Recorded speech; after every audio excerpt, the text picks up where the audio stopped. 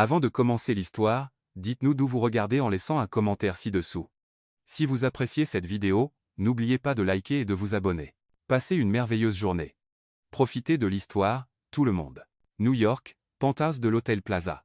Le champagne doré scintillait sous les lustres de cristal, et Elena Rivera ajustait pour la 3e fois en 5 minutes sa robe noire empruntée.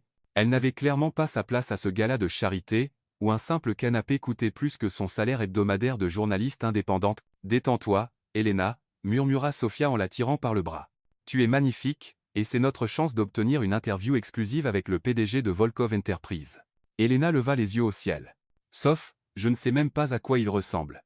Tout ce que je sais, c'est qu'il est plus fermé que Fort Knox et qu'il déteste les journalistes. » Exactement.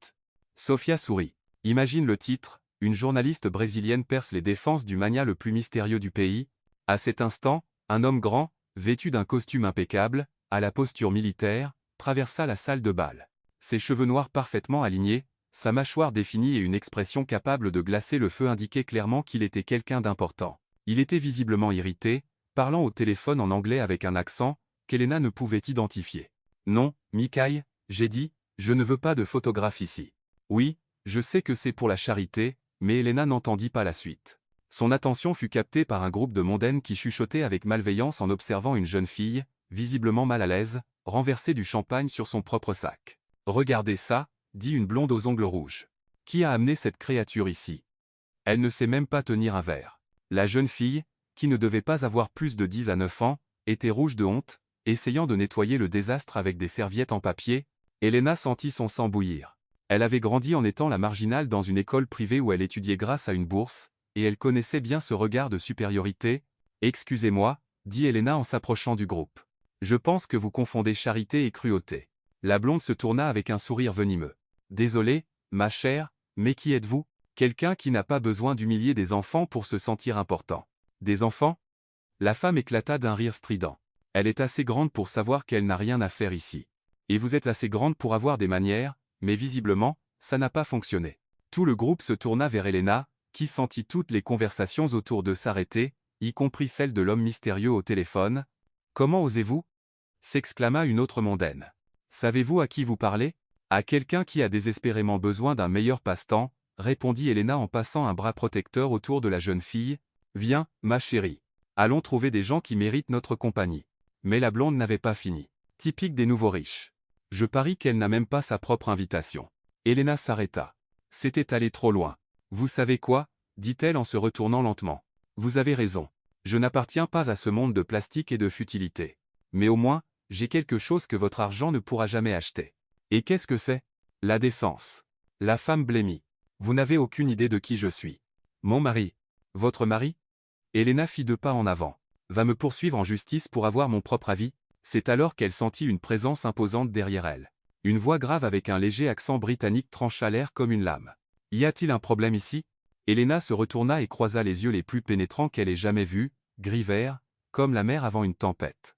L'homme du téléphone était maintenant à ses côtés, et elle pouvait sentir son parfum coûteux mêlé à quelque chose de plus masculin et dangereux. « Aucun problème, » dit la blonde, soudain nerveuse. « Nous étions simplement absolument charmants, comme toujours, » répondit-il, et il y avait assez de glace dans sa voix pour refroidir tout le penthouse. Elena le regarda, puis les femmes qui semblaient soudain vouloir disparaître, et prit une décision impulsive qui allait changer sa vie à jamais. « Vous savez quoi ?» dit-elle, assez fort pour que la moitié de la salle l'entende. « Je n'ai pas besoin de me défendre face à des gens comme ça. J'ai mieux à faire. » Et avant de réfléchir à ce qu'elle faisait, Elena attrapa l'inconnu par les revers de sa veste et l'embrassa. Ce fut un baiser ferme, déterminé, qui dura exactement 5 secondes, assez longtemps pour que toute la salle plonge dans un silence absolu. Quand elle s'écarta, l'homme la regarda avec une expression indescriptible. « Merci pour le soutien », murmura Elena, les mains encore sur son torse. « Parfois, il faut marquer les esprits. » Et elle s'éloigna comme si elle était chez elle, laissant derrière elle une salle pleine de bouches ouvertes et un homme qui, pour la première fois depuis des années, ne savait pas exactement quoi dire. Sofia la rattrapa à l'ascenseur, essoufflée. « Elena, as-tu complètement perdu la tête ?» « Probablement, » répondit Elena en appuyant sur le bouton du rez-de-chaussée. « Mais ça va like. Chaque seconde. Sais-tu qui tu viens d'embrasser ?» C'était Nikolai Volkov, le PDG de Volkov Enterprises, l'homme le plus puissant d'Amérique. L'ascenseur s'arrêta, et Elena sentit son estomac se nouer. « Quoi ?» Et pire encore, Continua Sofia en sortant son téléphone, il y a déjà 3 vidéos différentes de ton baiser sur Instagram. Tu viens de devenir viral en embrassant l'homme le plus inaccessible du pays. Elena regarda son reflet dans le miroir de l'ascenseur. Ses lèvres avaient encore le goût du danger et des possibilités infinies. Merde, murmura-t-elle. À l'étage, Nicolas Volkov était toujours debout au même endroit, ses doigts touchant inconsciemment ses lèvres. À côté de lui, son assistant, Mikhaïl, s'éclaircit la gorge nerveusement. « Monsieur, la presse appelle déjà. Que dois-je dire ?» Nicolas se redressa enfin, ajustant sa veste avec la précision militaire qui le caractérisait. « Trouve tout sur elle, dit-il, sa voix plus basse que d'habitude.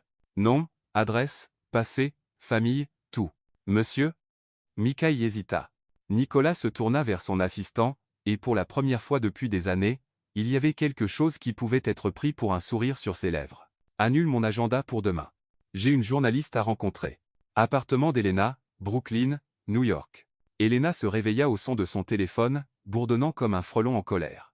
Elle avait réussi à dormir exactement 3 heures après être restée éveillée à rejouer dans sa tête le baiser qui avait apparemment cassé Internet. Son modeste appartement d'une chambre à Brooklyn semblait encore plus petit avec le poids de sa décision impulsive pesant sur elle. 37 appels manqués, marmonna-t-elle en faisant défiler son téléphone. 18 de numéros inconnus, 12 de Sofia, et son sang se glaça, 7 de Vogue Magazine. Elle trébucha jusqu'à la cuisine, ayant désespérément besoin de café, lorsque sa sonnette retentit. À travers le Judas, elle vit un homme en costume coûteux tenant un énorme bouquet d'orchidées blanches. Elena Rivera? Sa voix était nette, professionnelle, avec un léger accent d'Europe de l'Est. Ça dépend de qui demande, répondit-elle sans ouvrir la porte. Je suis Mikhaïl Ivanov, représentant M. Nikolai Volkov. Il souhaiterait organiser une rencontre. La tasse de café d'Elena glissa de ses doigts et se brisa sur le sol. Une rencontre? À sa convenance la plus immédiate, c'est-à-dire maintenant. Maintenant? Il est 7 heures du matin. M. Volkov se lève tôt. Il attend en bas dans sa voiture. Elena jeta un coup d'œil par la fenêtre et vit une Tesla noire élégante garée en bas, ses vitres teintées cachant son occupant. Sa voisine, Madame Liu, était déjà sur son escalier de secours, observant ouvertement tout en arrosant ses plantes. Dites-lui que je ne suis pas habillé pour des réunions. Il l'avait anticipé. Il y a une sélection de tenues appropriées dans la voiture. Elena Klignaz-Diao. Pardon, quoi? Taille 8, c'est correct? M. Volkov est très minutieux. Comment sait-il ma? Elena s'arrêta. Laissez tomber. Je ne veux pas savoir. 20 minutes plus tard. Elena se retrouva à l'arrière de la voiture la plus luxueuse qu'elle ait jamais vue, portant une robe bleu marine parfaitement ajustée qui coûtait probablement plus cher que son loyer mensuel. Nicolas était assis en face d'elle, semblant tout droit sorti d'une couverture de magazine, totalement indifférent à l'heure matinale. « Bonjour, mademoiselle Rivera, dit-il, sa voix aussi douce qu'un whisky vieilli, j'espère que vous avez bien dormi. Comme un bébé, mentit Elena, serrant son sac. Vous savez, le genre qui pleure toutes les heures. Une ombre de sourire passa sur ses lèvres. L'honnêteté. J'apprécie ça. Soupa. Alors, honnêtement, pourquoi suis-je ici? Allez-vous me poursuivre en justice? Me faire arrêter pour atteinte à la pudeur? Vous poursuivre?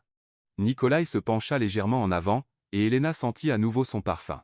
Mademoiselle Rivera, ce baiser était l'interaction humaine la plus authentique que j'ai eue depuis des années. Elena le fixa. Vous plaisantez. Je ne plaisante pas avec les affaires. Et ceci est une affaire. Tout est affaire. Il lui tendit une tablette. Voici les gros titres de ce matin. Les yeux d'Elena s'écarquillèrent en parcourant les articles de presse. Une femme mystérieuse embrasse le PDG milliardaire lors d'un gala de charité, le baiser qui a cassé Internet. Qui est Elena Rivera? Les actions de Volkov Enterprise augmentent de 3% après la romance publique du PDG. Mon Dieu! Murmura Elena. J'ai fait grimper vos actions. Apparemment, le marché trouve l'idée que j'ai une vie personnelle attrayante. Mais vous n'avez pas vraiment de vie personnelle. La mâchoire de Nikolai se crispa presque imperceptiblement. Non, en effet. La voiture s'arrêta devant un immeuble de bureaux élégants à Manhattan, et Elena réalisa qu'ils étaient au siège de Volkov Enterprise. Le hall était tout en verre et en acier, avec des employés en costume parfaitement repassés se déplaçant avec une précision militaire. M. Volkov, Mikhaïl apparut au coude de Nikolai alors qu'il sortait de l'ascenseur au 47e étage. Votre rendez-vous de 8 heures est là. Et Madame Martinez des Relations publiques doit vous parler d'urgence de la situation. Annulez le rendez-vous de 8 heures et dites à Isabella que je m'occuperai moi-même de la situation avec les relations publiques. Mikhaïl jeta un regard nerveux à Elena. Monsieur, peut-être devrions-nous discuter. Mikhaïl. La voix de Nikolai descendit à une température capable de geler du champagne. J'ai dit que je m'en occupais. Elena observa cet échange avec une inquiétude croissante. Elle avait vu assez de dynamique de travail pour reconnaître quand quelqu'un marchait sur des œufs autour de son patron. Le bureau de Nikolai était un monument au succès et à l'isolement. Des fenêtres du sol au plafond offraient une vue imprenable sur Central Park, mais l'espace semblait froid, clinique, pas de photos personnelles, pas de couleurs chaudes, rien qui suggère qu'un être humain travaillait réellement ici. Bel endroit, dit Elena en posant son sac sur le bureau en verre. Très stérile. Je préfère efficace. C'est pareil, en réalité. Elle se tourna pour lui faire face. Écoutez, M. Volko. Nikolai. Nicolas, je pense qu'il y a un malentendu. Je ne cherche rien de votre part. Je ne veux pas d'argent. Je ne veux pas de célébrité. Et je ne veux certainement pas être votre petit ami. Bien, dit-il en se dirigeant vers une machine à café sophistiquée pour se servir, parce que je n'offre aucune de ces choses. Elena se sentit étrangement blessée par sa franchise. Alors, que voulez-vous? Je veux que vous soyez ma petite amie. Je viens de dire que je ne voulais pas attendre, quoi? Nikolai se tourna vers elle, son expression indéchiffrable. Pas réellement. Publiquement. J'ai besoin que vous fassiez semblant d'être ma petite amie pendant les 3 prochains mois. Elena s'assit, lourdement sur la chaise en face de son bureau. Êtes-vous faux? Complètement sain d'esprit et tout à fait sérieux. Il s'assit en face d'elle, posant un contrat sur le bureau entre eux. Mon conseil d'administration me presse de me poser. Il pense que cela serait bon pour l'image de l'entreprise, me rendrait plus accessible. Et au lieu de sortir vraiment avec quelqu'un, vous voulez engager une fausse petite amie? Je n'ai pas le temps pour de vraies relations. Elles sont désordonnées, compliquées et finalement décevantes. Waouh, dit Elena en feuilletant le contrat. Vous savez vraiment comment charmer une fille. Je n'essaie pas de vous charmer. Je vous propose un arrangement mutuellement bénéfique. Elena lut la clause de rémunération et manqua de s'étouffer. C'est plus d'argent que ce que je gagne en 2 ans. 3 mois, Manalaise rivera. Quelques apparitions publiques, quelques publications soigneusement orchestrées sur les réseaux sociaux, et vous aurez assez d'argent pour poursuivre vos rêves journalistiques sans vous soucier du loyer. Et vous, qu'obtenez-vous de cela? Une petite amie qui n'essaiera pas de me changer, qui n'exigera pas d'intimité émotionnelle, et qui ne sera pas dévastée quand ce sera fini. Elena le fixa à travers le bureau. Il y avait quelque chose de presque vulnérable dans sa manière de le dire, malgré son ton pragmatique. Vous ne croyez vraiment pas en l'amour, n'est-ce pas? Je crois au résultat. L'amour n'est qu'une chimie cérébrale conçue pour assurer la survie de l'espèce. C'est la chose la plus déprimante que j'ai jamais entendue. C'est réaliste. Elena se leva, marchant vers la fenêtre. Le soleil matinal frappait le parc, et elle pouvait voir des couples jogger ensemble, des familles nourrir les canards, des gens vivre de vraie vie. Et si je dis non? Alors vous partez, et nous faisons tous les deux comme si hier soir n'avait jamais eu lieu. Et si je dis oui? Alors vous devenez la femme la plus chanceuse de New York. Du moins, c'est ce que tout le monde pensera. Elena se retourna vers lui. Il y a quelque chose que vous ne me dites pas. Le masque de Nikolai glissa un instant, et elle vit quelque chose de brut et soigneusement caché dans ses yeux. Il y a beaucoup de choses que je ne vous dis pas. Comme le fait que mon père est mourant, et qu'il a clairement indiqué que la seule façon dont j'hériterai du contrôle de l'entreprise est de prouver que je peux maintenir une relation stable. L'expression d'Elena s'adoucit. Je suis désolé pour votre père. Ne le soyez pas. Il a utilisé la manipulation émotionnelle pour me contrôler toute ma vie. C'est juste son dernier coup. Et vous allez le laisser gagner? Je vais le battre à son propre jeu. Nicolas se leva, ajustant sa cravate. Alors, Mademoiselle Rivera, avons-nous un accord? Elena regarda le contrat, puis Nicolas, puis de nouveau le contrat. 3 mois, assez d'argent pour changer sa vie, et quelque chose dans ses yeux gris verts qui lui faisait penser que juste peut, être, elle pourrait l'aider à se souvenir de ce que c'était d'être humain. J'ai des conditions, dit-elle enfin. Je vous écoute. Premièrement, je conserve mon intégrité journalistique. Je n'écrirai pas d'articles flatteurs sur vous ou votre entreprise. D'accord? Deuxièmement, personne ne doit savoir que c'est faux. Pas même nos familles. Surtout pas nos familles. Troisièmement, Elena prit une profonde inspiration. Si à un moment donné cela commence à sembler trop réel, nous partons. Sans poser de questions. Nicolas tendit la main. Marché conclu. Quand leurs mains se touchèrent, Elena ressentit la même étincelle électrique que la veille. À la dilatation légère des pupilles de Nicolas, elle sut qu'il l'avait ressenti aussi. Une dernière chose, dit-elle, sans lâcher sa main. Que se passe-t-il si nous commençons vraiment à nous apprécier? Le sourire de Nicolas était tranchant comme une lame. Alors nous aurons des problèmes bien plus grands que votre contrat de fausse petite amie. Une semaine plus tard, restaurant Le Bernardin, Manhattan. Elena fixait son reflet dans le miroir des toilettes pour dames de l'un des restaurants les plus exclusifs de New York, se demandant comment sa vie était devenue si surréaliste en seulement 7 jours. La robe vert émeraude choisie par la styliste de Nicolas lui allait parfaitement, mais elle avait l'impression de jouer à se déguiser dans la vie de quelqu'un d'autre. Tu peux le faire, se murmura-t-elle. Ce n'est qu'un dîner avec des caméras et l'homme le plus intimidant que tu aies jamais rencontré. Qui te paie pour faire semblant de l'aimer? Son téléphone vibra avec un message de Sophia. Phil, tu es encore en tendance sur Twitter. Power Couple est le hashtag numéro 1. Qu'as-tu fait à cet homme? Qu'avait-elle fait, en effet? Au cours de la semaine passée, Nicolas avait été étonnamment présent, des fleurs fraîches livrées à son appartement chaque matin, des messages attentionnés, demandant comment s'était passée sa journée, et hier, il avait réussi à faire en sorte que son café préféré reste ouvert tard lorsqu'elle travaillait sur une deadline. Tout ça, c'est pour le spectacle, se rappela-t-elle. Il construit une narrative. Mais alors pourquoi son estomac papillonnait-il chaque fois que son nom apparaissait sur son téléphone? Elena retourna à leur table d'angle, où Nicolas y vérifiait son téléphone avec cette intensité concentrée familière. Il leva les yeux lorsqu'elle approcha, et quelque chose dans son expression changea, plus doux, plus chaleureux, comme s'il était réellement heureux de la voir. « Tout va bien ?» demanda-t-il en se levant pour tirer sa chaise. « Je me donnais juste un discours d'encouragement. » Nerveuse à cause des photographes, Elena jeta un coup d'œil vers les fenêtres du restaurant, où elle pouvait voir des flashs d'appareils photo malgré les vitres teintées, entre autres choses. Nicolas suivit son regard, sa mâchoire se crispant légèrement. « On peut partir si tu es mal à l'aise. »« Non, ça va. C'est ce pourquoi nous avons signé, non? » »« Exact. » Mais il ne semblait pas entièrement convaincu non plus. Leur serveur apparut avec une discrétion exercée, et Nicolas commanda du vin sans la consulter, un Bourgogne 2015 qui coûtait probablement plus cher que son ordinateur portable. « Tu sais, » dit Elena en dépliant sa serviette, « la plupart des faux petits amis feraient au moins semblant de demander les préférences de leurs fausses petites amies. La plupart des fausses petites amies n'appelleraient pas leurs faux petits amis en public. » Touché. Elena sourit malgré elle. Bien que techniquement, nous ne soyons pas en public. C'est un public très exclusif, très privé. Le genre le plus dangereux. Comme invoqué par ces mots, une silhouette blonde familière glissa près de leur table, Valentina Ashford-Lynn, la mondaine du gala de charité, maintenant habillée de la tête aux pieds en créateur et arborant un sourire qui pourrait couper du verre. Nicolas, chéri, roucoulaté, elle, faisant un baiser dans l'air près de ses joues. Et Elena, n'est-ce pas? Quelle surprise de vous voir ici? Valentina, la voix de Nicolas aurait pu geler le vin, ravissant. Je devais absolument m'arrêter. Tout le monde parle de vous deux. Une histoire si romantique, un coup de foudre lors d'un gala de charité. Bien que je dois dire, le baiser était plutôt agressif. Elena sentit ses joues s'enflammer, mais avant qu'elle ne puisse répondre, la main de Nicolas couvrit la sienne sur la table. Je préfère passionner, dit-il, son pouce traçant des cercles sur ses phalanges. Elena ne fait rien à moitié. Ce contact désinvolte envoya une décharge électrique dans le bras d'Elena, et elle dut se rappeler que tout cela n'était qu'une performance. Comme c'est rafraîchissant, le sourire de Valentina devint plus acéré. Eh bien, je ne vais pas retenir les tourtereaux. Quoique, Nicolas, chéri, ton père m'a appelé hier. Il est tellement ravi de ton évolution. La main de Nicolas se radit sur celle d'Elena. Mon père discute de ma vie personnelle avec toi? Oh, tu sais à quel point il s'est inquiété pour toi, tout dans le travail, rien dans le plaisir. Il est juste ravi que tu aies enfin trouvé quelqu'un capable de te gérer.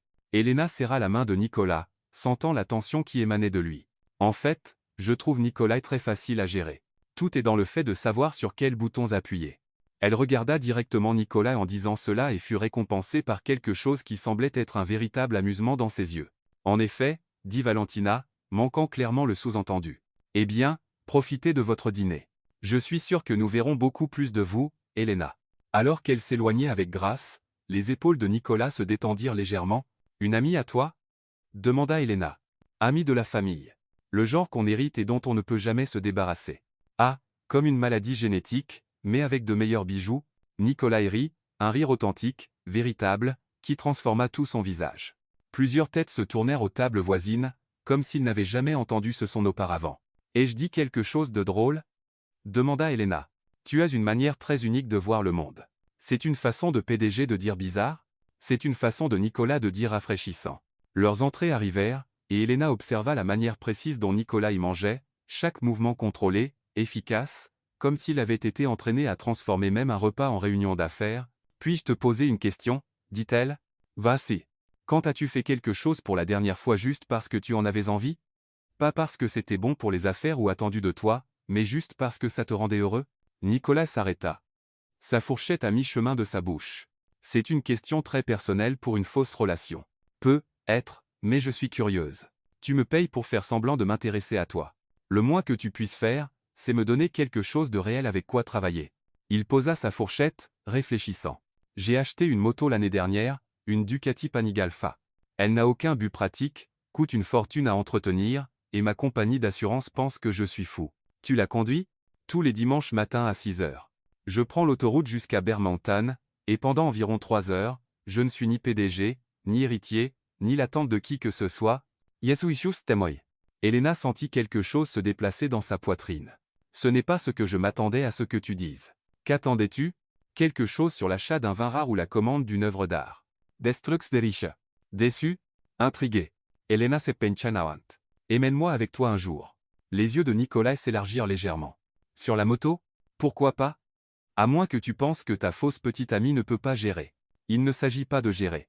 Il s'arrêta, et elle pouvait voir qu'il luttait avec quelque chose. C'est mon évasion. Mon seul espace qui n'appartient qu'à moi. Et tu ne partages pas tes évasions. Je ne partage rien. L'honnêteté dans sa voix prit Elena au dépourvu. Ça semble solitaire. La solitude est sécurisante. La sécurité est surestimée. Ils se regardèrent à travers la table, et Elena eut l'impression qu'ils avaient une conversation entièrement différente de celle qu'ils tenaient à voix haute. Mademoiselle Rivera, dit Nicolas finalement, vous allez me causer des ennuis, n'est-ce pas? Volkov, répondit Elena en levant son verre de vin, je vais être les meilleurs ennuis que vous ayez jamais eus. En trinquant, elle remarqua que la main de Nicolas tremblait presque imperceptiblement. Pendant un instant, le masque glissa complètement, et elle vit quelque chose de brut et de vulnérable dans ses yeux, comme un homme qui avait oublié ce que cela faisait de vouloir quelque chose qu'il ne pouvait pas simplement acheter. Elena, dit-il doucement, et si ça devient compliqué? Alors nous trouverons une solution au fur et à mesure. Je n'aime pas l'incertitude. Je sais, mais peut-être que c'est exactement ce dont tu as besoin. Dehors, les flashs des appareils photo continuaient, capturant ce que le monde verrait comme un dîner romantique parfait entre le nouveau couple puissant de New York. Mais à l'intérieur du restaurant, quelque chose de beaucoup plus dangereux se passait. Deux personnes censées faire semblant de tomber amoureuses découvraient que la personne la plus difficile à tromper était elle-même. 2 semaines plus tard, domaine Volkov, les Hamptons. Elena avait déjà vu la richesse, mais rien ne l'avait préparée au domaine familial des Volkov. La vaste demeure s'étendait sur 50 acres de pelouse parfaitement entretenue qui descendait jusqu'à une plage privée, où un yacht capable d'accueillir un petit village flottait doucement à l'ancre. Alors que leur voiture remontait l'allée circulaire, elle compta au moins 3 maisons d'hôtes, un cours de tennis et ce qui semblait être une écurie. Te sens-tu intimidé? Demanda Nicolas, remarquant son regard écarquillé à travers la fenêtre. Devrais-je l'être? Probablement. Mon père a conçu cet endroit spécifiquement pour faire sentir les gens petits. La voiture s'arrêta devant des marches en marbre menant à des portes assez hautes pour des géants. Un majordome en tenue formelle apparut immédiatement, suivi d'une femme d'une 50aine d'années portant des perles et une expression qui aurait pu être taillée dans la glace. Nicolas, chéri, dit la femme, offrant sa joue pour un baiser. Et ce doit être la fameuse Elena. Mère. La voix de Nicolas portait la même chaleur qu'on pourrait utiliser pour discuter des audits fiscaux. Elena, voici ma mère. Anastasia Volkov. La poignée de main d'Anastasia était ferme, calculée. Mademoiselle Rivera. Vous avez certainement causé tout un émoi. Madame Volkov, votre maison est à couper le souffle. Merci. Nicolas m'a dit que vous êtes journaliste. Comme ses contemporains. Elena sentit la pique subtile mais sourit doucement. Je préfère penser que c'est démodé. Quelqu'un doit poser les questions inconfortables. Nicolas toussa, mais Elena capta ce qui aurait pu être de l'approbation dans ses yeux. En effet, dit Anastasia. Eh bien, Benes. Ton père t'attend dans le bureau, Nicolas. Il est particulièrement impatient de rencontrer ta petite amie. Alors qu'il traversait des couloirs bordés de peinture à l'huile d'ancêtre au visage sévère, Nicolas se pencha près de l'oreille d'Elena. Juste un avertissement, mon père va essayer de te disséquer comme un spécimen de laboratoire, et ta mère l'a déjà fait. Le bureau était un monument à l'autorité masculine, bois sombre, livres reliés de cuir, et l'odeur écrasante de whisky vieilli et d'argent ancien. Derrière un énorme bureau en acajou se tenait un homme qui était clairement Nicolas 30 ans plus tard, si Nicolas vieillissait avec la dureté du granit plutôt que celle du vin. Père, dit Nicolas, sa posture devenant encore plus rigide, voici Elena Rivera. Sergei Volkov se leva lentement, ses mouvements prudents mais imposants. Malgré sa maladie, il dégageait une puissance semblable à la chaleur d'une forge. Sa poignée de main était étonnamment forte, ses yeux gris, si semblables à ceux de Nicolas, perçants et évaluateurs. Mademoiselle Rivera. Donc vous êtes la femme qui a enfin capturé l'attention de mon fils. Je ne suis pas sûr que capturer soit le bon mot. Volkov. C'était plutôt une collision mutuelle. Le rire de Sergueï était sec comme des feuilles d'automne. Honnête, Jaraimecha. Asseyez-vous, tous les deux. Nous avons beaucoup à discuter. Elena s'installa sur le bord d'une chaise en cuir qui coûtait probablement plus cher que sa voiture, tandis que Nikolai restait debout derrière elle, un geste protecteur qui n'échappa pas à son père. « Parlez-moi de vous, mademoiselle Rivera. » Nikolai a été étonnamment discret sur votre passé. « Il n'y a pas beaucoup de mystère, monsieur. Je suis une journaliste indépendante de Brooklyn. J'écris sur les questions sociales, parfois j'embarrasse des gens puissants en leur posant des questions directes, et une fois, j'ai été arrêté pour avoir manifesté devant une usine qui déversait des produits chimiques dans l'Hudson. » Arrêté ? La voix d'Anastasia portait une note d'horreur depuis l'endroit où elle s'était positionnée près de la fenêtre. « Les charges ont été abandonnées, » dit Elena joyeusement. Il s'est avéré que l'usine enfreignait effectivement la loi fédérale. C'est drôle comme ça marche. Sergei s'adossa à sa chaise, l'étudiant avec un nouvel intérêt. « Et que pensez-vous des pratiques commerciales de mon fils ?» Elena sentit Nikolai se tendre derrière elle. C'était clairement un test, mais elle n'était pas sûre de quoi. « Je pense que Nikolai est brillant dans ce qu'il fait, mais je pense aussi qu'il utilise son travail pour éviter de gérer les aspects plus compliqués de la vie. » Le silence dans la pièce était assourdissant. Les perles d'Anastasia semblaient presque cliqueter d'indignation, tandis que les sourcils de Sergei montaient jusqu'à sa ligne de cheveux. « Nicolas, » dit Sergei lentement, « laisse-nous seuls un instant. Père, va vérifier les rapports trimestriels que Mikhail a apportés. Je veux parler à Madeleine Rivera en privé. » Nicolas hésita, sa main touchant brièvement l'épaule d'Elena, un geste de soutien qui semblait bien trop réel pour leur fausse relation. « Ça va, » dit Elena en levant les yeux vers lui. « Je peux gérer ton père. » Quelque chose vacilla dans les yeux de Nicolas, inquiétude, admiration, avant qu'il ne hoche la tête brusquement et ne quitte la pièce. « Eh bien, » dit Sergei une fois la porte fermée, « vous ne manquez certainement pas de courage. Est-ce de cela qu'il s'agit? Du courage? En partie. » Sergei se versa un verre de whisky d'une carafe en cristal. « Dites-moi, mademoiselle Rivera, que voyez-vous quand vous regardez mon fils ?» Elena réfléchit soigneusement à la question. « Je vois quelqu'un qui a oublié comment faire confiance à qui que ce soit, y compris à lui-même. Je vois quelqu'un qui a construit des murs si hauts qu'il ne se souvient plus de la vue qu'il avait avant de les bâtir. Et vous pensez pouvoir le changer? Je pense qu'il peut se changer lui-même s'il décide qu'il le veut. » Sergei hocha lentement la tête. « Mon fils a été fiancé 2 fois. Le saviez-vous? L'estomac d'Elena Senoa. Non, il ne l'a pas mentionné. La première fois, il avait 25 ans. Abigail Thornton, une vieille famille de New York, parfaite sur le papier. Elle a rompu après 6 mois. Elle a dit que sortir avec lui, c'était comme être amoureuse d'une belle statue. Et la seconde, Irina Petrova, la fille d'un magnat du pétrole russe. Nicolas a fait sa demande après 1 an de ce qu'on m'a dit être une cour très pratique. Elle a dit oui, puis a disparu 3 semaines plus tard avec son meilleur ami d'université. » Elena sentit quelque chose se tordre dans sa poitrine, être de la jalousie, ce qui était ridicule vu leur arrangement. « Pourquoi me dites-vous cela? » « Parce que je suis mourant, mademoiselle Rivera. Cancer du pancréas, stade 4, 6 mois, être moins. » La voix de Sergei était factuelle, mais Elena perçut le léger tremblement de ses mains lorsqu'il leva son verre. « Et mon fils va hériter de l'une des plus grandes entreprises privées d'Amérique. Mais plus que cela, il va être seul, complètement, totalement seul. Volkovie. Je sais ce que vous êtes pour lui. » Continua Sergei. « Ou plutôt, ce qu'il pense que vous êtes. Un arrangement commercial, une solution à la pression du conseil d'administration. Listen Jelena Siglas. Vous savez pour le contrat, je connais mon fils. Je sais comment son esprit fonctionne. Problème émotionnel, trouvez une solution logique. Le cœur s'implique? Contenez-le avec des documents juridiques et des incitations financières. Alors pourquoi me dites-vous cela? » Sergei se pencha en avant, ses yeux gris intenses. « Parce qu'en 42 ans que je connais Nicolas, je ne l'ai jamais vu regarder quelqu'un comme il vous a regardé, quand il pensait que vous étiez en danger tout à l'heure. Et plus important encore, je ne l'ai jamais vu permettre à quiconque de me parler comme vous venez de le faire sans mettre fin immédiatement à la relation. Être qu'il est juste poli. Nicolas n'est jamais poli au détriment du contrôle. Jamais. Sergei termina son whisky. Quoi que vous fassiez à lui, mademoiselle Rivera, continuez. Parce que pour la première fois depuis qu'il a 12 ans, mon fils agit comme un être humain plutôt qu'une machine. » Avant qu'Elena ne puisse répondre, la porte s'ouvrit, et Nicolas revint, Mikhail à ses côtés, portant un dossier épais. « Père, la réunion du conseil a été avancée à mercredi, » dit Nicolas, mais ses yeux étaient sur Elena. « Tout va bien? » « Parfaitement bien, » dit Sergei. « Mademoiselle Rivera et moi faisions juste connaissance. Je l'aime, Nikolai. Elle a du cran. » « Oui, » dit Nikolai doucement, « c'est vrai. » Le reste de la visite passa dans un flou de conversation familiale soigneusement orchestrée, mais Elena ne pouvait se débarrasser de ce que Sergei lui avait dit. Alors qu'il rentrait en ville, Nicolas était inhabituellement silencieux. « Ton père est mourant ?» dit Elena finalement. Les mains de Nicolas se crispèrent sur le volant. Il te l'a dite. Pourquoi ne l'as-tu pas fait? Parce que ce n'était pas pertinent pour notre arrangement. Pas pertinent? Elena se tourna sur son siège pour lui faire face.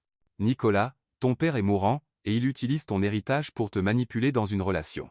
Comment cela pourrait-il ne pas être pertinent? Parce que je vais le battre à son propre jeu de toute façon. En faisant semblant de m'aimer? En prouvant que tu peux maintenir une relation stable assez longtemps pour satisfaire les exigences du conseil? Elena fixa son profil, notant la raideur de sa mâchoire, les jointures blanches serrant le volant. Et si tu n'avais pas à faire semblant? Et si tu pouvais vraiment avoir une vraie relation? Et si quelqu'un pouvait vraiment se soucier de toi sans vouloir te changer ou t'utiliser? Nikolai resta silencieux si longtemps qu'Elena pensa qu'il ne répondrait pas. Quand il parla enfin, sa voix était à peine plus qu'un murmure. Alors je trouverai probablement un moyen de tout gâcher. Ils firent le reste du trajet en silence. Mais quand ils arrivèrent à l'immeuble d'Elena, Nikolai ne partit pas immédiatement. Elena, dit-il alors qu'elle ouvrait la portière. Oui? Demain, c'est dimanche. Je le sais. Je pars pour Bermontin à 6 heures du matin. Le cœur d'Elena fit un bond. Est-ce que tu m'invites? Je te demande si tu veux toujours venir. Pourquoi? Nikolai la regarda enfin, et la vulnérabilité dans ses yeux la déstabilisa presque. Parce que être qu'il est temps que j'apprenne à partager mon évasion avec quelqu'un d'autre. Le lendemain matin, Elena se tenait devant son immeuble à 5,50, portant un jean et une veste en cuir empruntés à Sofia, se demandant si elle avait perdu la tête. Le bruit d'un moteur de moto grondant dans sa rue répondit définitivement à cette question. Nicolas s'arrêta sur une machine qui semblait avoir été conçue par des anges et construite par des démons. Il portait du cuir noir et un casque, et Elena dut se rappeler de respirer. « Tu es venu ?» dit-il en retirant son casque. « J'ai dit que je viendrais. Je n'étais pas sûr que tu le pensais. Je ne dis pas des choses que je ne pense pas. » Il lui tendit un casque et l'aida à monter sur la moto derrière lui. « Accroche-toi fort, dit-il. Et ne lâche pas. » Alors qu'il quittait Brooklyn en rugissant pour rejoindre l'autoroute, Elena enroula ses bras autour de la taille de Nikolai et pressa son visage contre son dos. Elle pouvait sentir son cœur battre à travers le cuir, régulier et fort. La ville défila autour d'eux alors qu'ils grimpaient vers les montagnes, et pour la première fois depuis qu'elle l'avait rencontré, elle sentit Nikolai vraiment se détendre. À Bermonten, ils s'assirent sur un affleurement rocheux surplombant la vallée de l'Hudson, partageant du café d'un thermos et regardant le soleil monter plus haut dans le ciel. « C'est magnifique, dit Elena. C'est le seul endroit où je peux réfléchir clairement. » À quoi y penses tu ici? Nikolai resta silencieux un long moment. Dernièrement, à toi. Elena se tourna pour le regarder. Nicolas, je sais que ça n'était pas censé arriver. Tu n'étais pas censé compter. Mais je compte. Oui, et ça me terrifie plus que tout ce que ton père ou le conseil pourrait jamais faire. Elena tendit la main vers la sienne, et cette fois, quand leurs doigts s'entrelacèrent, cela n'avait rien à voir avec les caméras, les contrats ou la perception publique. Et si on arrêtait de faire semblant? Dit-elle doucement. Et si on n'avait plus à simuler ça? Nikolai regarda leurs mains jointes, puis son visage. Et si je te disais que je tombe amoureux de toi depuis le moment où tu es sorti de cet ascenseur après m'avoir embrassé? Je dirais que tu as 3 semaines de retard sur moi. Quand il l'embrassa cette fois, il n'y avait ni caméra, ni public, ni objectifs commerciaux, il n'y avait que Nicolas et Elena et la possibilité que parfois, les collisions les plus inattendues créent les destinations les plus belles. Mais aucun d'eux ne remarqua l'objectif à longue portée caché dans les arbres en contrebas, capturant chaque moment intime pour les gros titres de demain. Lundi matin, siège de Volkov Enterprise. Elena se réveilla lundi matin avec le goût de l'air des montagnes encore sur ses lèvres et le souvenir des mains de Nikolai dans ses cheveux. Pendant exactement 37 secondes, elle se permit de flotter dans la bulle béate de leur percée à Bermonten. Puis son téléphone commença à sonner. « Ellie, où es-tu » La voix de Sofia était tendue par la panique. « Chez moi. Pourquoi? Quelle heure est-il? Il est 7 heures du matin, et tu dois aller à un kiosque à journaux maintenant. » Un froid s'installa dans l'estomac d'Elena. « Sauf, qu'est-ce qui ne va pas? Va juste à un kiosque et appelle être Nikolai d'abord. » Elena enfila des vêtements et se précipita au bodega du coin, le cœur battant. Patel, le propriétaire, lui lança un regard compatissant en approchant du présentoir à magazine. « Je suis désolé, mademoiselle Elena, dit-il doucement. Le titre la frappa comme un coup physique. Un amour faux pour de l'argent réel, le scandale du contrat Volkov. En dessous, une photo d'elle et de Nikolai à Bermonten, intime, sans garde, son front pressé contre le sien alors qu'elle riait de quelque chose qu'il avait dit, mais l'image qui glaça son sang était la petite photo dans le coin. Un cliché flou de ce qui semblait être des documents juridiques, les mains tremblantes, elle acheta 3 tabloïds différents. Chacun racontait la même histoire avec des détails plus ou moins salaces. Quelqu'un avait divulgué leur contrat. Quelqu'un avait la preuve que toute leur relation était un arrangement commercial. Son téléphone vibra avec un message de Nicolas, « Mon bureau maintenant ».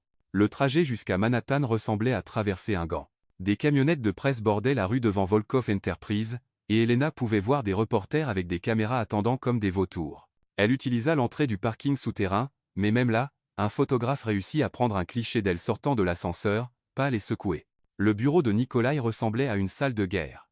Mikhail faisait les 100 pas, aboyant des ordres dans son téléphone en russe rapide. Isabella Martinez, la responsable des relations publiques, tapait furieusement sur son ordinateur portable tout en menant ce qui semblait être une conversation très animée avec quelqu'un du New York Times. Nicolas se tenait près de ses fenêtres panoramiques, regardant le cirque en bas. Il était impeccablement vêtu, comme toujours, mais Elena pouvait voir la tension dans la ligne rigide de ses épaules. « C'est grave à quel point ?» demanda-t-elle. « Grave ?» Isabella répondit sans lever les yeux. L'histoire a éclaté à 5 heures du matin dans 6 grands médias simultanément, quelqu'un n'a pas juste divulgué ça. Ils ont orchestré une attaque coordonnée, qui aurait accès au contrat? Demanda Elena. Très peu de gens, dit Mikhail, terminant son appel. Les avocats qui l'ont rédigé, Nicolas, moi-même, et sa voix devint dangereusement basse, celui qui aurait pu avoir accès au dossier privé de votre père. Le silence dans la pièce était assourdissant. Nicolas se tourna lentement de la fenêtre, et Elena ne l'avait jamais vu aussi froidement furieux. Mon père a divulgué ça. Nous n'en sommes pas certains, dit Mikhail prudemment. Vraiment? Le rire de Nicolas était tranchant comme du verre brisé. Ça porte ses imprints partout. Le timing, la coordination, les documents spécifiques choisis, il veut que j'échoue. Elena avait l'impression de regarder un homme se faire arracher le cœur en temps réel. Nicolas, le conseil se réunit en session d'urgence cet après-midi, interrompit Isabella. Ils remettent en question votre aptitude à diriger l'entreprise si vous ne pouvez même pas maintenir une relation personnelle authentique. Parfait, dit Nicolas amèrement. Exactement ce qu'il voulait. Le téléphone d'Elena commença à vibrer sans arrêt, message après message, appel après appel. Elle jeta un coup d'œil à l'écran et vit des messages de tous les grands médias, plusieurs talk-shows, et au moins 3 éditeurs de livres. Mesdemoiselles Rivera, dit Isabella, je dois vous demander, avez-vous l'intention de parler aux médias à ce sujet? Non, bien sûr que non. Parce que je dois vous avertir, il y a déjà des rumeurs selon lesquelles vous cherchez à donner une interview révélatrice. Votre téléphone a été localisé dans plusieurs bâtiments de grands réseaux au cours de la dernière heure. Elena la fixa. Mon téléphone a été quoi, maintenant? Suivi GPS. Pratique standard quand quelqu'un devient une personne d'intérêt. Je n'ai pas quitté mon appartement sauf pour venir ici. Nicolas la regarda enfin, et la suspicion dans ses yeux fut comme un couteau dans la poitrine. Vraiment? Es-tu sérieux en ce moment? La voix d'Elena monta. Tu penses que j'ai divulgué notre contrat? Quelqu'un l'a fait. Quelqu'un avec accès à des informations confidentielles et beaucoup à gagner en détruisant ma réputation. Qu'est-ce que je gagnerais exactement? La célébrité, l'argent, un contrat de livre? Tes 15 minutes prolongées à 1 heure complète? Elena eut l'impression qu'il l'avait giflé. Après tout ce que nous avons partagé hier, tu penses vraiment que je suis capable de ça? Je ne sais pas de quoi tu es capable. C'est le problème. La douleur dans sa voix était presque pire que l'accusation. Elena réalisa que malgré tout son discours sur les problèmes de confiance, Nicolas avait réellement commencé à lui faire confiance. Et maintenant, il se sentait à nouveau trahi. Le suivi GPS, dit Mikhail doucement, consultant sa tablette, montre que le téléphone de Mademoiselle Rivera a émis des signaux près du bureau du procureur de Manhattan ce matin. Tout le monde se tourna pour fixer Elena. C'est impossible. J'étais chez moi jusqu'à ce que je vienne ici. À moins que, dit Isabella lentement, quelqu'un n'ait cloné votre téléphone. La pièce redevint silencieuse. L'expression de Nikolai passa de la suspicion à quelque chose de beaucoup plus dangereux. « Mikhail, dit-il doucement, trouve-moi tout ce que tu peux sur qui a eu accès aux données du téléphone d'Elena. Je veux savoir qui l'a suivi, qui a écouté ses appels, qui a lu ses messages. Monsieur, ce niveau de surveillance nécessiterait des ressources considérables, fais-le. » Alors qu'Isabella rassemblait ses affaires, elle dit « Je dois préparer la réunion du conseil. Nicolas, quoi que vous décidiez de faire à propos de cette situation, vous devez décider vite. » L'histoire se propage de manière exponentielle. Après le départ d'Isabella, Elena et Nikolai restèrent seuls dans son bureau, le poids des révélations du matin s'installant entre eux comme un mur. « Je suis désolé, dit Nikolai finalement. J'aurais dû savoir que tu ne. Mais tu ne savais pas. Interrompit Elena. C'est le problème, n'est-ce pas? Après tout ce temps, tout ce que nous avons partagé, ton premier instinct était toujours de supposer que je t'avais trahi. Elena, yeah. Non, je comprends. Vraiment. Tu as été blessé avant, et faire confiance aux gens est pratiquement impossible pour toi, mais je pensais qu'on avait dépassé ça. Nicolas passa ses mains dans ses cheveux, détruisant son style parfait. Je ne sais pas comment faire ça. Je ne sais pas comment être dans une relation où je n'attends pas constamment que l'autre chaussure tombe. C'est exactement pourquoi ton père a divulgué ça, n'est-ce pas? Dit Elena, les pièces s'assemblant. Il savait qu'au moment où nous serions exposés, tu te retirais derrière tes murs à nouveau. Il savait que tu me repousserais plutôt que de te battre pour nous. Tu penses que c'est à propos de nous, Elena? Il s'agit de tout mon avenir. Le conseil pourrait me retirer mon poste de PDG à cause de ça. Et serait-ce si terrible? Nicolas la fixa comme si elle avait suggéré qu'il s'immole par le feu. Es-tu folle? Cette entreprise, c'est tout ce pourquoi j'ai travaillé toute ma vie. Non, c'est tout ce qu'on t'a dit que tu devais vouloir toute ta vie. Il y a une différence. Je n'arrive pas à croire qu'on ait cette conversation maintenant. Quand d'autres allons-nous la voir? Quand tu seras occupé à être le PDG parfait qui ne prend jamais de risques ou ne laisse personne s'approcher assez pour compter? Ce n'est pas juste. C'est complètement juste. Tu es déjà en train de t'éloigner de moi, et nous n'avons même pas été exposés depuis 12 heures. Avant que Nicolas ne puisse répondre, Mikaï fit irruption dans le bureau, le visage pâle. Monsieur, nous avons un problème bien plus grave. Plus grave qu'un scandale d'entreprise et une révolte du conseil? Oui. Mikaï tourna sa tablette pour leur montrer un flux d'actualité en direct. Quelqu'un vient de publier les images de sécurité du gala de charité. Toutes. Sur l'écran, Elena se vit embrasser Nicolas pour ce qui semblait être la 1000e fois. Mais ces images étaient différentes. Elles montraient toute la séquence des événements, y compris la confrontation avec les mondaines, l'approche de Nicolas, et, le plus dommageable de tout, le moment juste après le baiser où l'expression de Nicolas montrait clairement qu'il était aussi surpris que tout le monde. La narrative change, continua Mikhail. Au lieu de milliardaire engage une fausse petite amie, ça devient femme innocente, manipule un milliardaire en deuil. Il vous peigne comme une croqueuse de diamants qui a tout orchestré, Mademoiselle Rivera. Elena s'enfonça dans une chaise, l'ampleur de l'attaque devenant claire. Ce n'est pas juste pour détruire la réputation de Nicolas. Quelqu'un veut aussi détruire la mienne. Mais qui bénéficierait de cela? Demanda Nikolai. Quelqu'un qui veut s'assurer que nous perdions tous les deux, dit Elena doucement. Quelqu'un qui bénéficie de garder Nicolas isolé et seul. Le téléphone de Mikaï sonna, et il répondit avec un brusque da. Son visage devint encore plus pâle en écoutant. Monsieur, dit-il en raccrochant, votre mère est en bas. Elle demande une réunion immédiate. Ma mère ne vient jamais au bureau. Elle le fait aujourd'hui. Anastasia Volkov entra dans le bureau comme une reine inspectant un champ de bataille. Elle était parfaitement coiffée, parfaitement habillée, et parfaitement composée, tout ce que Nicolas essayait toujours d'être, et tout ce dont Elena ne s'était jamais souciée.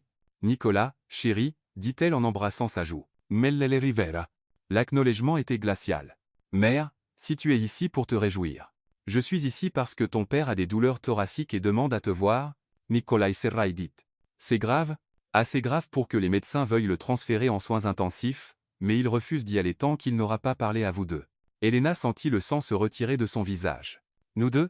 Il a spécifiquement requis la présence de Mademoiselle Rivera. Quelque chose à propos d'une affaire inachevée. Nicolas attrapait déjà sa veste. Nous devons y aller maintenant. Nicolas, dit Elena doucement, peut être que je devrais rester ici. Gérer les médias. Te laisser gérer ta famille. Non. Sa voix était ferme. Nous sommes dans le même bateau. Peu importe ce que mon père a fait, quel jeu il joue, nous l'affrontons ensemble. Alors qu'il se précipitait vers l'ascenseur, Elena attrapa la main de Nicolas. Sommes-nous ensemble? Je veux dire. Nicolas s'arrêta, regardant leurs doigts entrelacés. Autour d'eux, le bureau bourdonnait d'une énergie de crise, téléphone sonnant, gens criant, le chaos contrôlé d'une vie qui implose. Je ne sais pas comment faire ça, dit-il doucement. Je ne sais pas comment te faire entièrement confiance. Je ne sais pas comment arrêter d'attendre que tu partes. Et je ne sais certainement pas comment te choisir au détriment de tout ce que j'ai construit. Tu n'as pas besoin de savoir comment, dit Elena. Tu dois juste vouloir essayer. Et si je ne suis pas assez courageuse, alors tu devras trouver un moyen de le devenir, parce que je tombe amoureuse de toi, Nikolai Volkov, pas de ton argent, pas de ton entreprise, pas de ton image publique parfaite. Toi, l'homme qui achète des motos parce qu'elles le rendent libre. L'homme qui prétend être fait de glace mais fond quand quelqu'un lui montre une véritable gentillesse. Les yeux de Nicolas scrutèrent son visage, comme s'il le mémorisait. Si nous faisons ça, si nous essayons vraiment et que ça ne marche pas, alors nous aurons essayé. C'est plus que ce que la plupart des gens peuvent dire. Les portes de l'ascenseur s'ouvrirent, et ils entrèrent ensemble. Alors que les étages défilaient, Elena réalisa qu'ils ne descendaient pas seulement au parking. Ils s'engageaient dans ce qui viendrait ensuite, ensemble ou pas du tout. Mais d'abord, ils devaient affronter Sergei Volkov une dernière fois. Et Elena avait le pressentiment que cette conversation allait tout changer. Nicolas, dit-elle alors qu'ils atteignaient le garage, il y a quelque chose que je dois te dire à propos de ma conversation avec ton père hier. À propos du quoi? Il sait pour nous. Les vrais nous. Il a toujours su que nos sentiments étaient réels. Nikolai s'arrêta de marcher. Quoi? Il a divulgué le contrat pour nous forcer à être dans cette situation exacte. Il voulait voir si tu choisirais la voie facile, ton entreprise, ton héritage, ta vie sûre et contrôlée, ou si tu choisirais la voie compliquée, désordonnée, magnifique d'être vraiment amoureux. Tu dis que tout ça est un test? Je dis que ton père est mourant, et il veut s'assurer que quand il sera parti, tu ne seras pas seul, même si cela signifie brûler tout ce que tu penses vouloir pour y arriver. Nicolas la fixa un long moment, digérant cette révélation. Puis, de manière inattendue, il commença à rire. Il nous manipule encore maintenant. Oui. En utilisant sa propre mort comme levier émotionnel. Oui. En nous faisant choisir entre l'amour et la sécurité. Oui. Nicolas prit son visage entre ses mains. Alors donnons-lui ce qu'il veut. Choisissons l'amour et voyons ce qui se passe. Alors qu'il roulait vers l'hôpital, aucun d'eux ne remarqua la berline noire qui suivait 3 voitures derrière ou le photographe sur le siège passager capturant chaque moment de leur réconciliation. Hôpital New York Presbyterian, aile privée. L'aile privée de l'hôpital sentait le désinfectant coûteux et les conversations chuchotées. Elena avait déjà été dans des hôpitaux, mais jamais dans un où la salle d'attente avait des œuvres d'art originales et des orchidées fraîches, où le personnel se déplaçait avec le calme révérencieux réservé à la royauté ou aux mourants. Le couloir s'étendait à l'infini devant eux, bordé de portes derrière lesquelles d'autres familles riches affrontaient leurs propres drames privés, leur propre mortalité, leur propre confrontation avec la vérité. Sergei Volkov était allongé contre des oreillers blancs immaculés, paraissant plus petit que dans le souvenir d'Elena, mais non moins redoutable. Des machines bipaient doucement autour de lui, surveillant un cœur qui avait orchestré une dernière manipulation élaborée, même s'il se préparait à cesser de battre. Sa peau avait pris la pâleur cireuse des traits malades, mais ses yeux restaient perçants, calculateurs, ne manquant rien. Ah, dit-il alors qu'ils entraient, sa voix plus rauque qu'au domaine, mais portant toujours cette autorité indéniable, mon fils et sa belle complice. Benes, Asediesbo, nous avons beaucoup à discuter, et comme vous pouvez le voir, le temps n'est pas de notre côté. Nicolas resta debout, sa posture rigide de colère à peine contenue. Ses mains étaient serrées sur ses côtés, et Elena pouvait voir un muscle tressauté dans sa mâchoire. Ça en valait la peine, père? Détruire tout ce que j'ai construit pour ton expérience sociale tordue? Tout ce que tu as construit. Le rire de Sergei se transforma en une toux qui secoua tout son corps. Anastasia se précipita immédiatement à ses côtés, offrant de l'eau qu'il repoussa avec impatience. Fils, tu n'as rien construit. Tu as hérité d'un trône et tu t'y es assis parfaitement, en sécurité, seul. Ce n'est pas construire. C'est exister. Le conseil veut me destituer. Le cours de l'action a chuté de 12% depuis ce matin. Nos plus gros clients reconsidèrent leur contrat. Anderson Industries a retiré leur proposition de fusion. L'accord de Shanghai s'effondre. La voix de Nicolas devenait plus tendue à chaque révélation. 40 ans de réputation partis en un seul cycle de nouvelles. Et pourtant, te voilà, dit Sergei doucement, avec la femme que tu aimes, te battant pour quelque chose qui compte plus que les rapports de bénéfices trimestriels ou les propositions de fusion ou l'approbation de vieux messieurs en costume coûteux. Elena s'avança, incapable de rester silencieuse. Volkov, des gens sont blessés par ceci. Les employés de Nikolai ne méritent pas de perdre leur emploi à cause des jeux que vous jouez. L'entreprise survivra, interrompit Sergei, ses yeux gris intenses malgré son état affaibli. Elle a survécu à l'addiction aux jeux de mon père qui a presque fait faillite en 1953. Elle a survécu à l'implication mal avisée de mon grand-père dans le financement de la révolution russe. Elle a survécu à mes propres indiscrétions de jeunesse avec la politique radicale et des femmes inappropriées dans les années 1970. Elle survivra à un scandale de fausses relations. Mais Nicolas survivra-t-il? Demanda Elena doucement, posant une main protectrice sur son bras. Sergei l'étudia un long moment, et Elena vit quelque chose qui pouvait être de l'approbation dans son regard. Cela, Mademoiselle Rivera, dépend entièrement de ce qu'il choisira de faire ensuite, et s'il comprend enfin que certaines victoires nécessitent le courage de tout perdre d'abord. Un léger coup à la porte les interrompit, et Anastasia entra avec Mikhaïl, dont le visage était sombre avec de nouvelles mauvaises nouvelles. Il portait une tablette et plusieurs dossiers en papier, et Elena pouvait voir à son expression que la situation s'était encore détériorée. « Nikolai » dit Mikhaïl immédiatement, posant ses documents, « la réunion du conseil a été avancée, ils veulent vous voir dans 1 heure. » 1 heure? La composure de Nikolai craqua enfin, sa voix s'élevant. « Mikhaïl, j'ai besoin de plus de temps pour préparer une réponse, élaborer une stratégie, gérer les dégâts. » Il n'y a pas de stratégie, dit Sergei depuis son lit, sa voix coupant à travers la panique de Nicolas comme une lame. Il n'y a que le choix. Le choix entre la vie que tu as menée et la vie que tu pourrais avoir. Facile à dire pour toi. Ce n'est pas toi qui es sur le point de tout perdre. Nikolai commença à faire les 100 pas, ses mouvements brusques et agités. Ce n'est pas toi dont l'œuvre de vie est sur le point d'être arrachée par un conseil d'administration qui pense que le bonheur personnel est un handicap. Ne le suis-je pas? La voix de Sergueï portait une note de tristesse authentique qui arrêta Nicolas en plein milieu de son pas. Je suis sur le point de perdre mon fils, être pour toujours, parce que j'ai passé 42 ans à lui enseigner que l'amour est une faiblesse et que la vulnérabilité est un échec, parce que je l'ai élevé à croire que la valeur d'un homme se mesure en cours d'action et en accord d'acquisition plutôt qu'en sa capacité à ouvrir son cœur à un autre être humain. Anastasia se déplaça pour se tenir à côté du lit de son mari, sa main parfaitement manucurée trouvant la sienne avec une tendresse qui surprit Elena. Pour la première fois depuis qu'Elena l'avait rencontrée, la femme plus âgée semblait véritablement émue, son masque habituel de composure aristocratique glissant pour révéler quelque chose de brut et de réel en dessous. « Ton père, dit-elle à Nicolas, sa voix inhabituellement douce, planifie cela depuis des mois, depuis que les médecins lui ont donné son pronostic. Depuis qu'il a réalisé qu'il manquait de temps pour réparer les dommages qu'il t'avait causés. Planifier quoi exactement ?» La voix de Nicolas était maintenant dangereuse, basse et contrôlée d'une manière qui signifiait qu'il contenait à peine sa fureur. « Ta liberté, dit Sergueï simplement. Le conseil, les exigences d'héritage, la pression pour se marier, tout cela était conçu pour te forcer dans cette situation exacte. Pour te mettre dans une position où tu devrais choisir entre le chemin sûr et le chemin qui pourrait réellement mener au bonheur. Elena sentit les pièces s'assembler comme des cliquets dans une serrure. Vous vouliez que Nikolai trouve quelqu'un dont il se soucie assez pour tout risquer pour lui. Je voulais qu'il découvre que certaines choses valent plus que la valeur actionnariale. Que certaines victoires nécessitent le courage de perdre potentiellement tout ce que vous pensez vouloir pour gagner tout ce dont vous avez réellement besoin. Nicolas s'enfonça dans une chaise, passant ses mains dans ses cheveux et détruisant complètement son style parfait. Donc, tout était faux. Les préoccupations du conseil, l'exigence de mariage, la pression des investisseurs. Oh, l'exigence de mariage est réelle, dit Sergueï, sa voix s'affaiblissant mais ses yeux restant perçants. Tout comme le conservatisme du conseil concernant ta vie personnelle, tout comme leurs préoccupations concernant la planification de la succession et la stabilité, mais j'ai être encouragé leurs préoccupations concernant ton statut de célibataire, tu as manipulé ton propre conseil d'administration.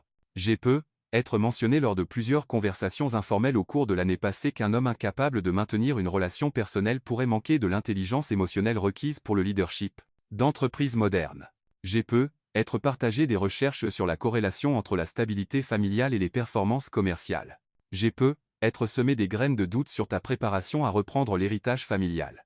Mikhaïl s'éclaircit la gorge nerveusement, consultant sa tablette. Monsieur, il y a plus. Nous avons retracé la source de la fuite, la violation de votre contrat confidentiel. Tout le monde se tourna vers lui, et Elena sentit son estomac se nouer à son expression. Ce n'était pas votre père, continua Mikhaïl, regardant directement Nikolai. La fuite venait de quelqu'un ayant accès au système de sécurité de l'immeuble de Mademoiselle Rivera. Quelqu'un qui a surveillé ses mouvements, ses communications, sa routine quotidienne pendant des semaines. Listen Jelena Siglas. Qui a ce genre d'accès? Quelqu'un avec des ressources importantes et une capacité technologique. Quelqu'un avec une vendetta personnelle et la patience d'orchestrer une opération de surveillance à long terme. Nikolai se leva brusquement, marchant vers la fenêtre qui donnait sur Central Park. Irina. Ton ex-fiancé? Demanda Elena, bien que quelque chose dans son instinct connaissait déjà la réponse. Elle a toujours dit qu'elle me ferait payer pour l'avoir embarrassée. Quand j'ai rompu nos fiançailles, elle m'a dit qu'elle me détruirait comme j'avais détruit sa réputation. Je pensais qu'elle parlait socialement, professionnellement, des ragots méchants, être quelques coupes sociales stratégiques, je n'avais jamais imaginé. Elle surveillait Elena, dit Anastasia, la compréhension se faisant dans sa voix, attendant le moment parfait pour frapper. Rassemblant des informations, construisant un dossier, préparant un maximum de dégâts. Mikhaïl hocha la tête sombrement, faisant défiler sa tablette. Mademoiselle Petrova est revenue à New York il y a 3 semaines, juste après que votre relation avec Mademoiselle Rivera soit devenue publique. Elle séjourne au centre. Regis sous un nom d'emprunt, Ania Kuznetsova. Mais nous avons des relevés de cartes de crédit la plaçant près de l'immeuble de Mademoiselle Rivera à plusieurs reprises. Elle a également fréquenté des cafés et des restaurants dans le quartier d'Elena, apparemment pour recueillir des informations sur sa routine. Les fausses données GPS, dit Elena, les pièces s'assemblant. Elle a cloné mon téléphone pour faire croire que je faisais le tour des médias avec l'histoire.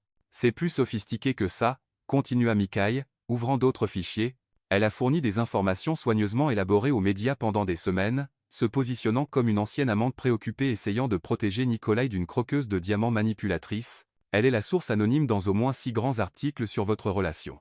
Elle a construit une narrative selon laquelle vous êtes une opportuniste calculatrice qui a ciblé Nicolas, spécifiquement pour sa richesse. Où est-elle maintenant?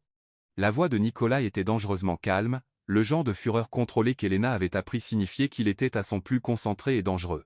En bas dans le hall de l'hôpital, apparemment en attente de vous consoler après votre trahison dévastatrice, elle a donné 3 interviews au cours de la dernière heure, chacune se peignant comme la femme qui vous comprend vraiment, qui a essayé de vous avertir de la véritable nature d'Elena. La pièce devint silencieuse, à l'exception du bip doux des moniteurs de Sergueï et des sons distants de l'hôpital au-delà de leur aile privée. Eh bien, dit Sergueï finalement, une trace de son ancien humour scintillant dans ses yeux, c'est inattendu, bien que cela ajoute une certaine touche dramatique aux événements, je n'aurais pas pu l'orchestrer mieux moi-même. Ce n'est pas drôle, père. La voix de Nicolas était tranchante de stress et d'épuisement. Non, mais c'est révélateur. Tu as un choix à faire, Nicolas. Tu peux descendre, laisser Irina te consoler, accepter sa version des événements, retourner à ta vie sûre et prévisible. Le conseil approuverait. Elle vient d'une famille appropriée, comprend le monde de l'entreprise, ne te défierait jamais ni n'exigerait de croissance émotionnelle ou ne te demanderait de risquer quoi que ce soit de significatif. Oh. Ou, interrompit Nikolai, sa voix ferme, je peux me battre pour Elena. Entrer dans cette réunion du conseil en sachant que je pourrais perdre tout ce pour quoi j'ai travaillé, mais gagner quelque chose d'infiniment plus précieux.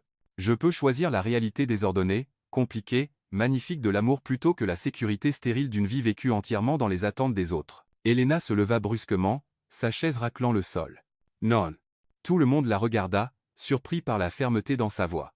Non, répéta-t-elle, elle, se déplaçant au centre de la pièce. Je ne serai pas le prix dans un test élaboré du caractère de Nicolas.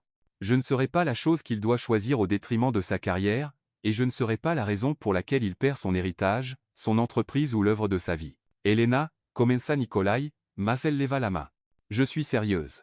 C'est insensé. Ton père est littéralement en train de mourir et utilise son dernier souffle pour nous manipuler dans un grand geste romantique qui pourrait détruire ta vie. Ton ex-fiancé psychotique est en bas en train de tisser une toile de mensonges pour les médias. Le conseil d'administration veut ta tête sur un plateau, et je suis censé rester ici et te laisser tout sacrifier pour moi? Mais et si ça ne détruit pas tout? Demanda Nikolai doucement, s'approchant d'elle. Et si ça le sauve? Et si c'était exactement ce dont j'ai besoin pour enfin devenir l'homme que je suis censé être plutôt que l'homme qu'on m'a entraîné à être? Elena le regarda, vraiment le regarda. L'homme devant elle était différent du PDG contrôlé et isolé qu'elle avait rencontré au gala de charité. Ce Nicolas était désordonné, incertain, vulnérable. Ses cheveux étaient ébouriffés, sa cravate de travers, et il y avait quelque chose de brut et de désespéré dans ses yeux qui faisait mal à son cœur. Que dis-tu? Je dis que je t'aime. Les mots sortirent féroces, certains, comme une déclaration de guerre contre sa propre nature prudente, pas parce que mon père veut que je le fasse. Pas parce que c'est bon pour ma croissance personnelle, pas parce que tu m'apprends à être plus humain. Je t'aime parce que tu es assez courageuse pour tenir tête à des mondaines qui pensent qu'elles possèdent le monde. Parce que tu es assez drôle pour me faire rire, quand je n'ai pas ri depuis des années. Parce que tu vois à travers tous mes murs. Soigneusement construit la personne que je suis réellement sous tout le conditionnement d'entreprise, Nikolai. Je dis que je te choisis.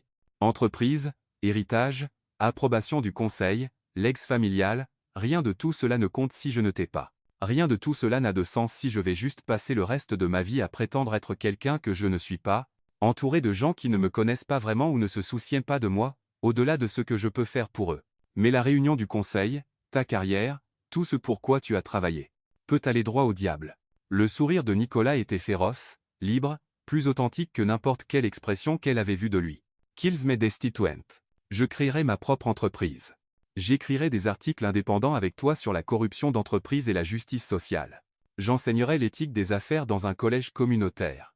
J'apprendrai à réparer des motos et ouvrirai un garage. Peu m'importe, tant que nous sommes ensemble. Sergueï commença à applaudir lentement depuis son lit d'hôpital, ses mains affaiblies produisant à peine un son. Ça, dit-il, sa voix empreinte de fierté et de satisfaction, c'est mon fils. C'est l'homme que j'ai élevé avant d'essayer de le transformer en machine. Anastasia essuya des larmes qu'elle n'admettrait probablement jamais avoir versées. Il était temps. Je commençais à penser que nous t'avions complètement brisé. Mikhail les regarda tous, comme s'il était entré dans un univers alternatif où tout ce qu'on lui avait appris à prioriser, les cours des actions, l'approbation du conseil, la stabilité d'entreprise, était soudain devenu secondaire face à l'émotion humaine. Monsieur, dit-il prudemment, et mademoiselle Petrova? Et le cirque médiatique? Et la réaction du conseil? Qu'en est-il d'elle? Nikolai attira Elena dans ses bras, et elle pouvait sentir son cœur battre rapidement contre sa poitrine. Qu'elle raconte l'histoire qu'elle veut. Que les médias écrivent les gros titres qu'ils veulent. La vérité est plus simple que toute leur narration. Je suis tombé amoureux d'une femme incroyable, qui m'a embrassé lors d'un gala de charité. Et tout le reste n'est que bruit. Même si cela te coûte tout ce que tu as construit dans ta vie, Elena est tout. La voix de Nicolas était calme mais absolue. Tout le reste n'est que ce que j'ai hérité ou accumulé. Elena est quelque chose que j'ai choisi, quelque chose pourquoi je me suis battu, quelque chose que j'ai mérité en devenant digne d'elle. Elena sentit son cœur fondre complètement et se reconstruire autour de cet homme qui avait si peur de la vulnérabilité qu'il s'était caché derrière des contrats, des murs et une armure d'entreprise pendant des années. D'accord, dit-elle doucement, tendant la main pour redresser sa cravate de travers. D'accord, mais j'ai des conditions. Tout ce que tu veux. Premièrement, nous faisons cela en tant qu'égaux. Plus de contrats, plus d'arrangements, plus de deals commerciaux déguisés en relations. Si nous sommes ensemble, nous le sommes parce que nous nous choisissons chaque jour, pas parce que c'est pratique, rentable ou attendu. D'accord.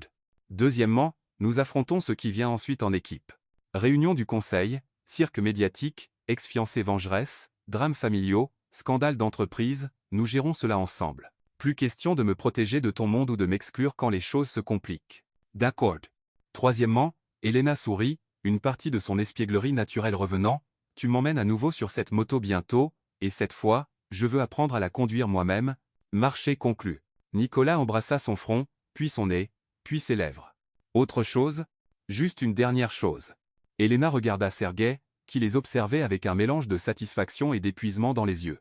Nous rendrons visite à ton père tous les jours qui lui restent, non pas parce qu'il nous a manipulés pour tomber amoureux, mais parce que la famille est compliquée, désordonnée et mérite qu'on se batte pour elle, même quand ils nous rendent absolument fous avec leur manigance. Le sourire de Sergueï était rayonnant, transformant son visage émacié. Mesdemoiselles Rivera, vous allez être un ajout redoutable à cette famille. Vous pourriez même réussir à garder Nicolas humain. M.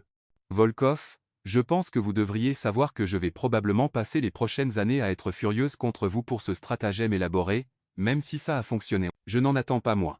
La fureur signifie que vous vous souciez. L'indifférence signifierait que j'ai complètement échoué. Le téléphone de Nicolas vibra avec un message d'Isabella. Réunion du conseil dans 30 minutes. Ils veulent des réponses. Les vautours tournent. Quel est votre plan?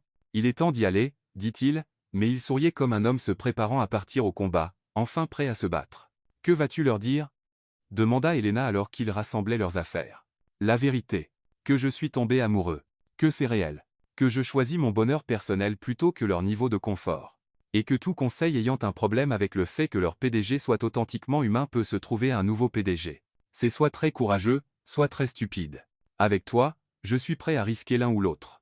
Alors qu'ils se préparaient à quitter la chambre de Sergueï, Elena entendit le vieil homme appeler faiblement. Nicolas. Ils se retournèrent, et Elena vit quelque chose passer entre père et fils qui transcendait toutes les manipulations, les jeux et les manœuvres d'entreprise. Je suis fier de toi, fils. Enfin, pour la première fois de ta vie adulte, tu fais un choix basé sur ce que tu veux. Plutôt que sur ce que tu penses devoir vouloir. La voix de Nicolas était épaisse lorsqu'il répondit, « Merci, père, pour tout. Même pour les parties qui m'ont donné envie de t'étrangler. Surtout ces parties-là. Elles étaient les plus importantes. » Dans l'ascenseur descendant vers le hall principal de l'hôpital, Elena et Nicolas se tenaient main dans la main, se préparant à affronter le cirque médiatique qui les attendait. Le bâtiment autour d'eux bourdonnait de l'efficacité discrète de l'argent et du privilège, mais Elena avait l'impression qu'il descendait vers quelque chose de beaucoup plus réel et dangereux qu'une salle de conseil d'administration. « Tu sais, » dit Elena, regardant les numéros d'étage défiler, « quand je t'ai embrassé à ce gala, je n'imaginais pas que ça mènerait à de l'espionnage d'entreprise, des révélations sur un lit de mort familiale, et des ex-fiancées vengeresses avec du matériel de surveillance. Quand tu m'as embrassé à ce gala, je n'imaginais pas que je serais prêt à abandonner tout ce que je pensais vouloir pour quelque chose dont je ne savais pas avoir besoin. Et c'est quoi? Un avenir avec toi dedans. Une vie où je me réveille chaque matin et choisis d'être heureux plutôt que simplement performant. » Les portes de l'ascenseur s'ouvrirent, révélant un hall qui ressemblait à une zone de guerre médiatique, des reporters avec des caméras et des micros, des photographes avec des objectifs à longue portée, et au centre de tout cela, comme une araignée parfaitement positionnée dans une toile élaborée, Irina Petrova.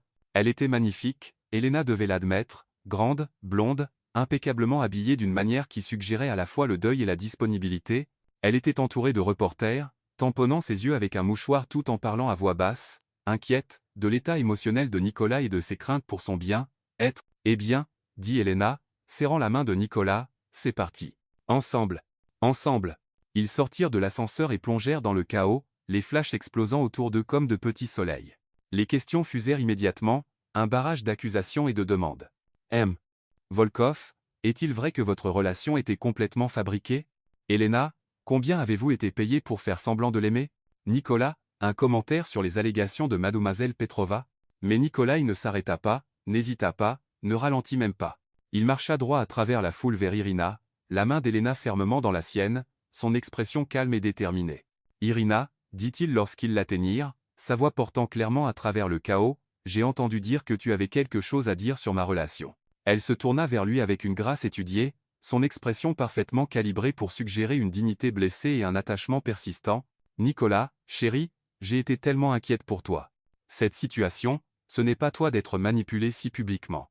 Tu as raison, dit Nikolai, et Elena sentit un moment de panique avant qu'il ne continue. Ce n'est pas moi de me soucier plus de ce que les gens pensent que de ce que je veux vraiment.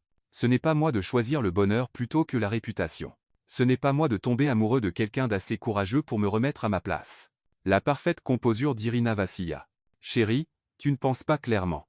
Cette femme a évidemment.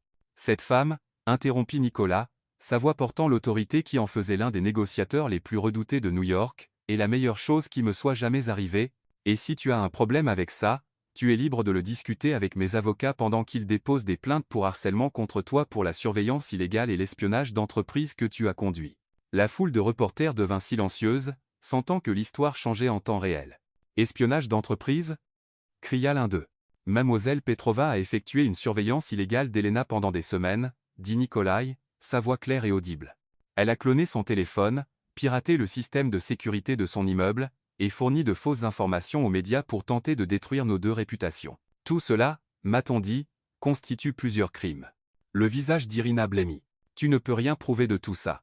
En fait, Mikhaï apparut au coude de Nicolas avec un timing parfait, nous le pouvons.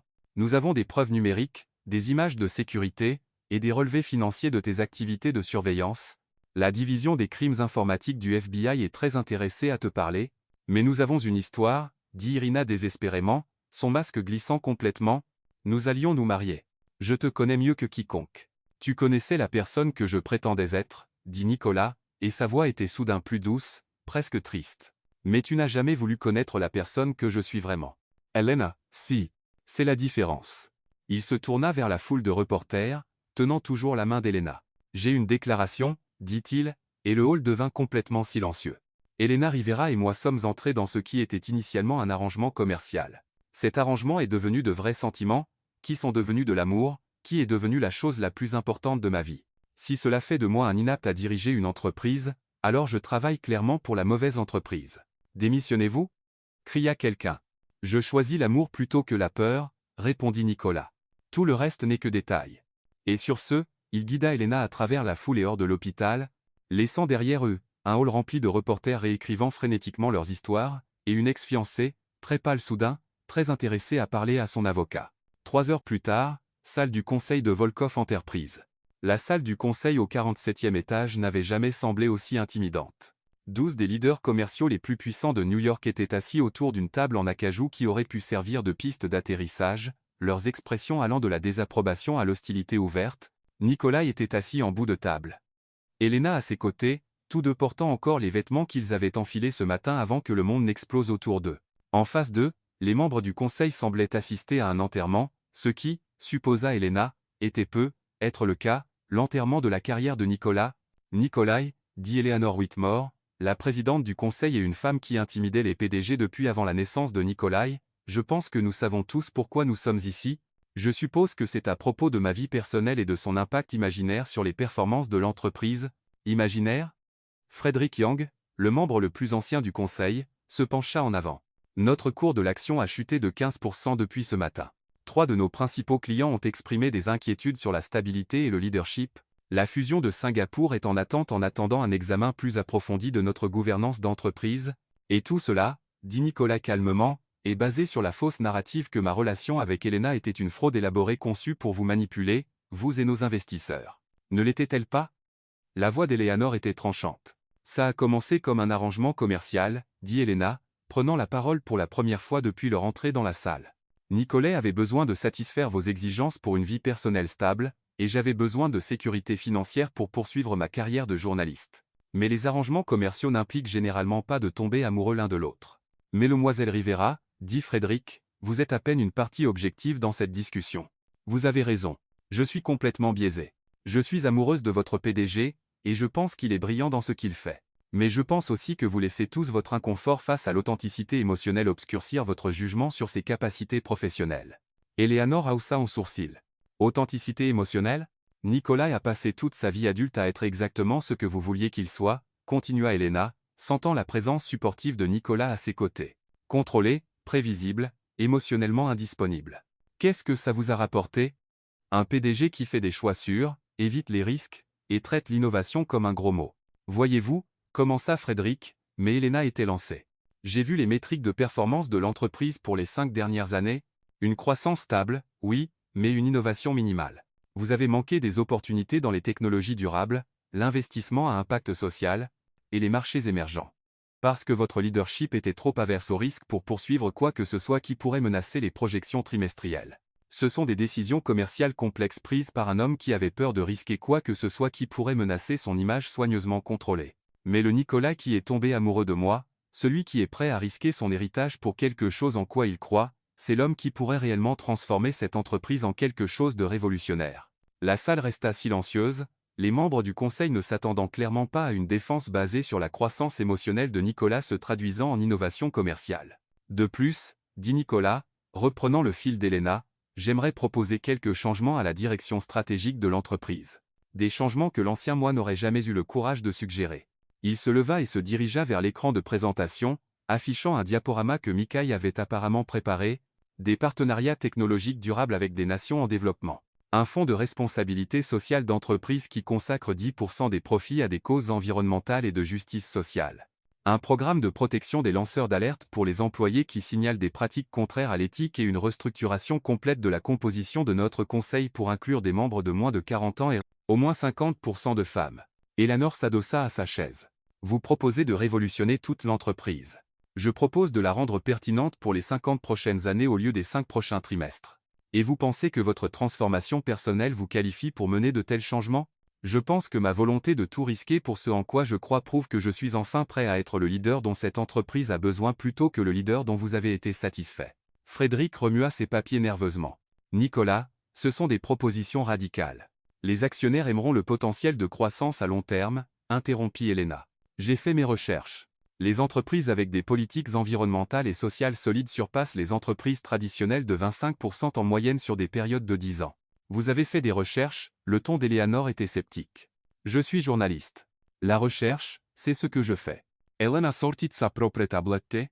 Voulez-vous voir les données sur la manière dont les entreprises dirigées par des leaders émotionnellement intelligents surpassent celles menées par des PDG purement analytiques?